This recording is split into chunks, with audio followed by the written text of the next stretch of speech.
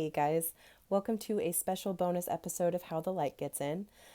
Forgive the impromptu setup. I was not planning on making this video today, but it occurred to me that it would be really helpful to put together a holiday survival guide. So I don't have any of the stuff that I normally have when I make these videos. I usually, most importantly, have a friend here who runs my camera and knows things about video production. So this is what happens when I fly solo, and let's hope it's not a total disaster. So the holidays are approaching. It is a mere 3 days away from American Thanksgiving, and we are like 5 or 6 weeks away from Christmas.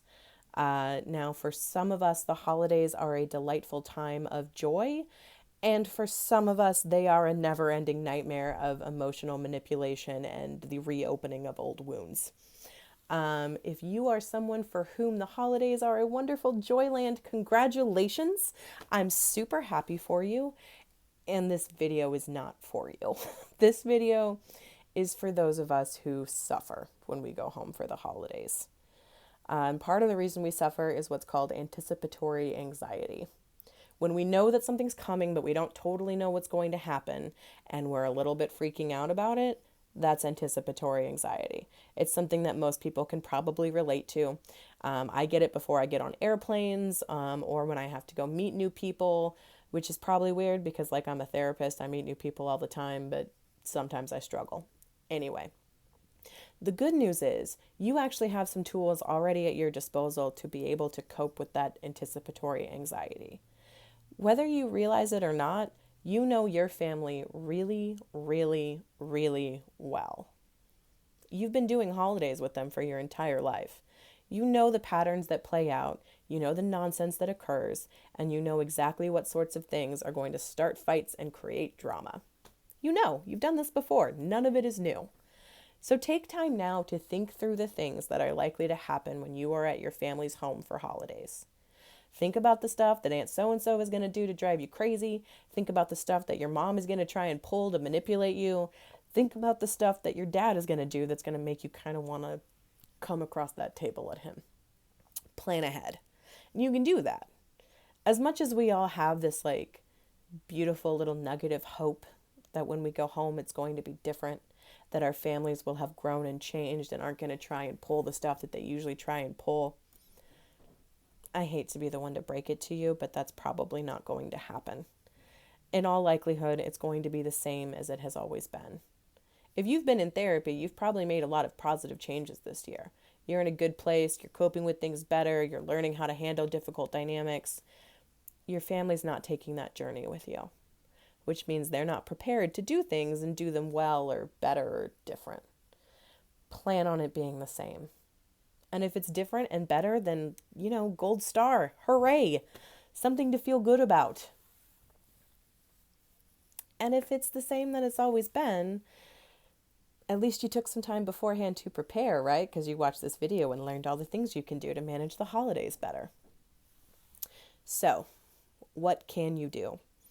Number one, decide right now, today, before you're in that environment, what sorts of things you are and are not going to tolerate. If you know that halfway through dinner your mom is going to make a comment about the food that you're eating and how your body looks, decide right now whether or not that's something you're going to deal with. And if it's something you're not going to deal with, then rehearse saying, I'm not talking about that with you. Please be quiet. And rehearse getting up from the table and leaving the room if you need to. I'm giving you permission to do that. If you know 100% that your dad is going to ask you when you're going to have kids already, decide right now if you're going to take that on or not. And if you are going to take that on, then rehearse your response.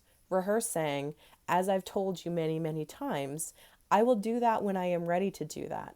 And when I decide to do that, I will let you know.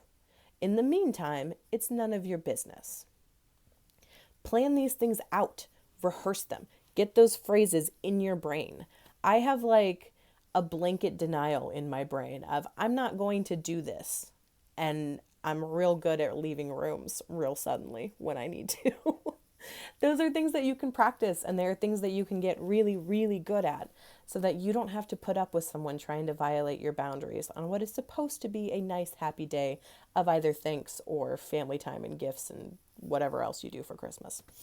Number 2, give yourself permission right now to take care of yourself the best that you can. And it doesn't matter what you need to do to take care of yourself. Even if it completely flies in the face of social convention and what you know your family expects of you, give yourself permission to do that. If you need to leave the house, if you need to leave the room, if you need to go sit in the bathroom for 20 minutes and do some deep breathing and mindfulness meditation to cope with the family insanity that is going on around you, give yourself permission to do that. I'll give you permission to do that. And then you can use my permission to give your own permission. And then you'll have all the permission bases covered. It's going to feel really awkward, especially if you're not used to doing what you have to do to take care of yourself. And especially if your family takes issue with what you need to do to care for yourself.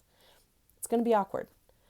But isn't it better if people are kind of annoyed with you for leaving the room than if you totally lose your shit and scream at your aunt for asking you that stupid question for the 100 millionth time? I think it's better. I hope that you also think it's better. Otherwise, a lot of these tips are not going to be very helpful for you. So that's number 2, is giving yourself permission to do whatever you need to do to take care of yourself and having those plans in place ahead of time. Number 3 is deciding how long you're going to stay. Open-ended itineraries and holidays with family, they don't mix well. I think we all know that. Set a timeline for yourself right now, something that you know that you can manage that's not going to stray outside of your ability to tolerate your anxiety. Decide what it is and stick with it. And no matter how much they ask or try and manipulate or cajole you into doing what they want, if you decided today that you are leaving at 6, come hell or high water, then leave at 6. Getting the hell out of there when you plan to is going to go a long ways towards helping this not completely wreck you. Number 4, control the things that you can control. I know that you want your mom to do certain things. I know that you want your dad to do certain things. I know that you want Aunt so-and-so and Grandma and Uncle him and your nephew and whoever else. You want every last one of them to behave the proper way and do the right thing and not make this day a nightmare for you. I get it. Unfortunately, those are all things that you have no control over.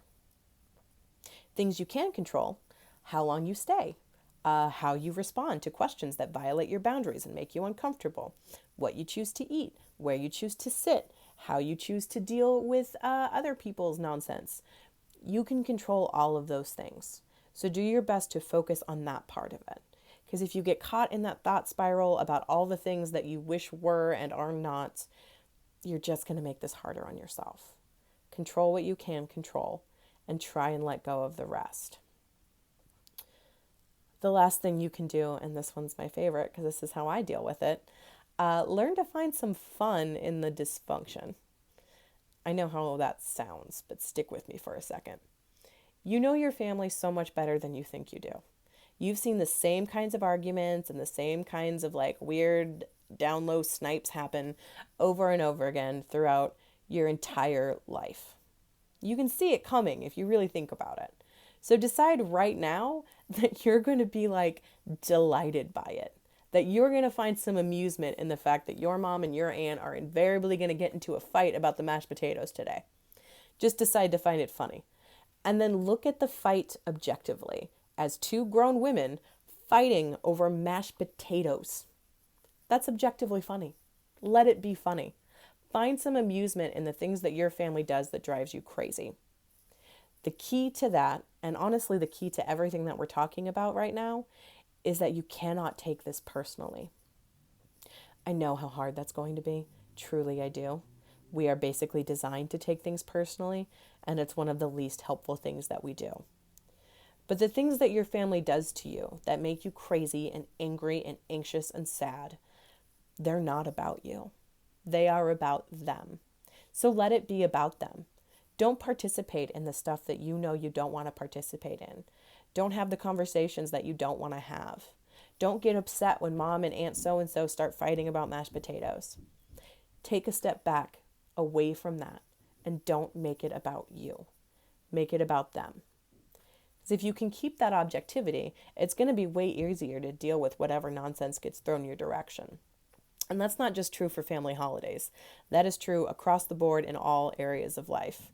Like if I took it personally every single time a client told me that I was bad at my job and they hated me, I'd have quit like so many years ago. Because when people are pushed too far, their often instinctive choice is to lash out and try and hurt your feelings and bring you down to their level. But you have a choice as to whether or not you go. When you recognize that the things that people do are about them and not you, you create this huge gray area buffer zone for yourself where you don't have to get all of your deepest insecurities and all of your overwhelming feelings involved in their nonsense. And that is the best thing that you can do for yourself, honestly. So, take a step back. And then all those other things I said.